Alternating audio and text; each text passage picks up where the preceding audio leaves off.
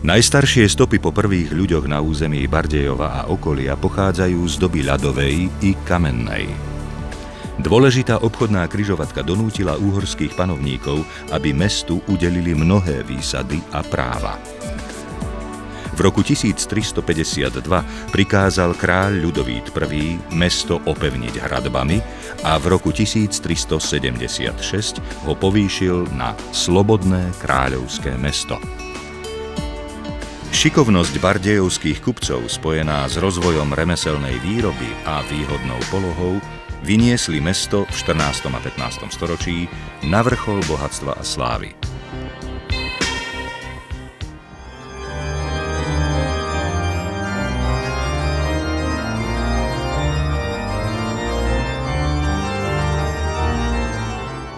V bazilike Minor je 11 gotických krídlových oltárov s tabuľovými maľbami.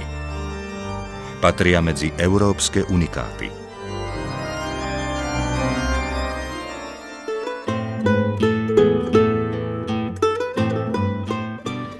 Nemým svedkom zlatého veku je námestie lemované mešťanskými domami s gotickou i renesančnou architektúrou, ktoré Bardejovu vtlačili pečať stredovekého a bohatého kráľovského mesta. K vzácnym pamiatkam patrí aj mestská radnica, postavená na pôvodných gotických základoch. Stavať ju začali v roku 1505. Od 2. decembra 2000 je Bardejov na zozname svetového kultúrneho a prírodného dedičstva.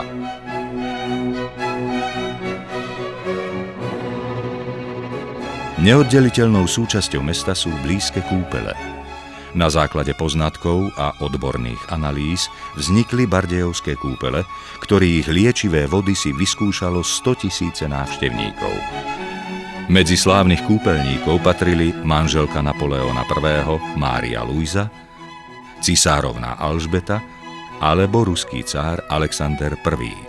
Bardejov je perlou a administratívnym centrom Horného Šariša.